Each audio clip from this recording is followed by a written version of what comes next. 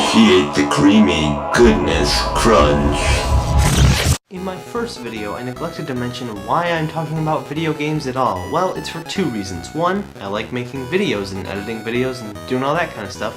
But two, I also really love video games. And those seem like pretty fair reasons to me. And I realized that that first video wasn't of the greatest quality. It's because it was more of a test run for Creamy Goodness Crunch. It was for me to see what worked and what didn't. And I kinda know, but I still need more practice. I mean, I'm new to this whole video game review thing, but hopefully from this video on, I'll just improve in quality.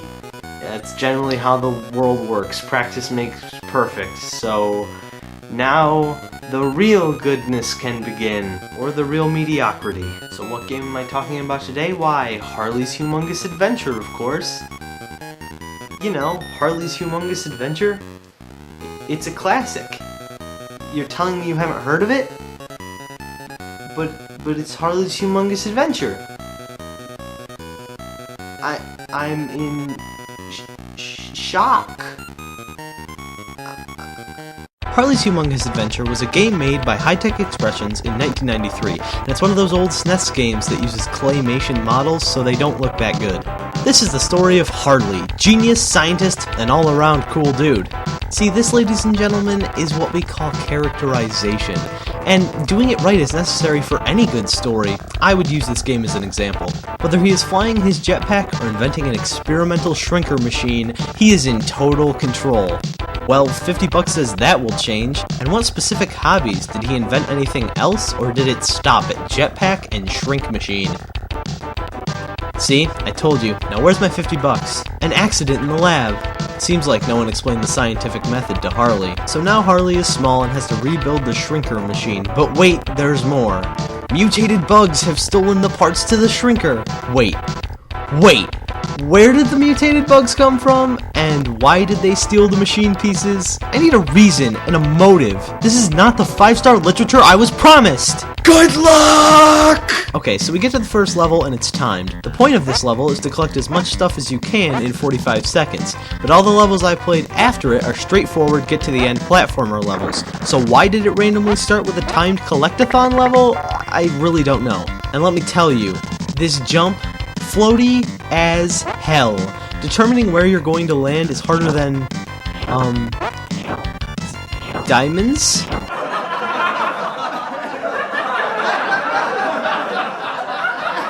The art in this game is actually kinda cool because you're tiny, everything looks bigger, but it quickly gets repetitive. I can only see so many spools of thread before it gets boring, you know? So now we're in the kitchen and don't fall or else we'll get brutally impaled on forks and knives. Harley is just thinking, why did I leave all this silverware pointed up on my counter? Gameplay is so repetitive. Jump over cans, shoot bugs, rinse and repeat. And apparently all Harley eats is speckled eat food, beans, hot stuff, and Burger King soup. Well, at least he keeps a healthy diet.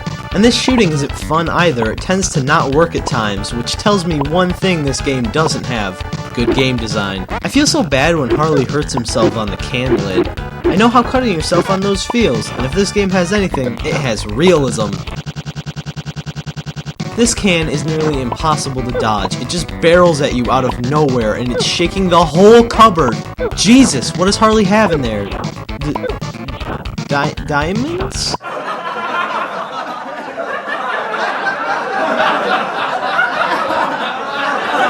Beat the level and watch the machine part fly away.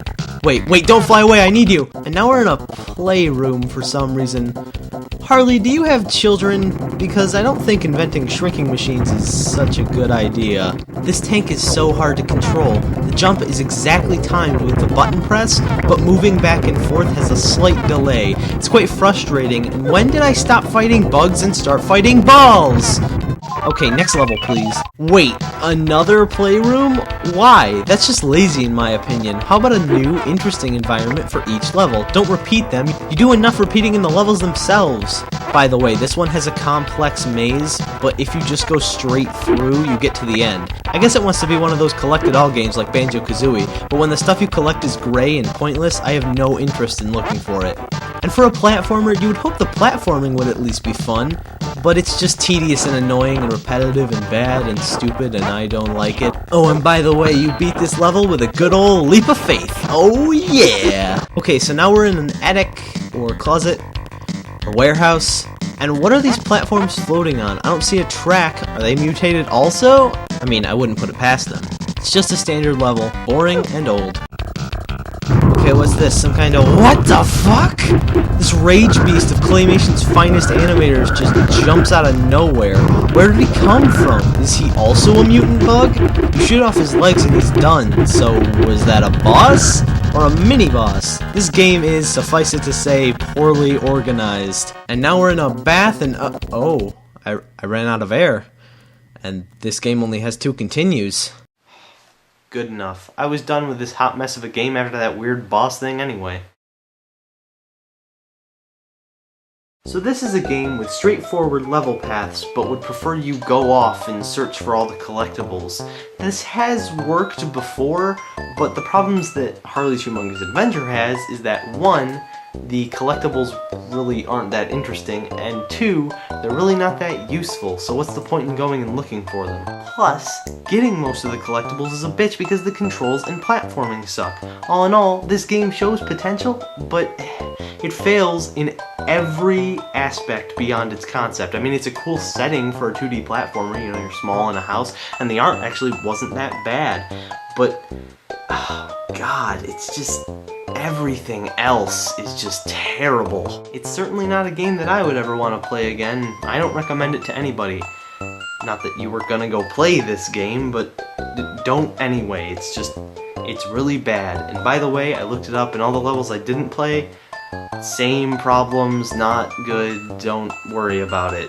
This is not a good game. That is all.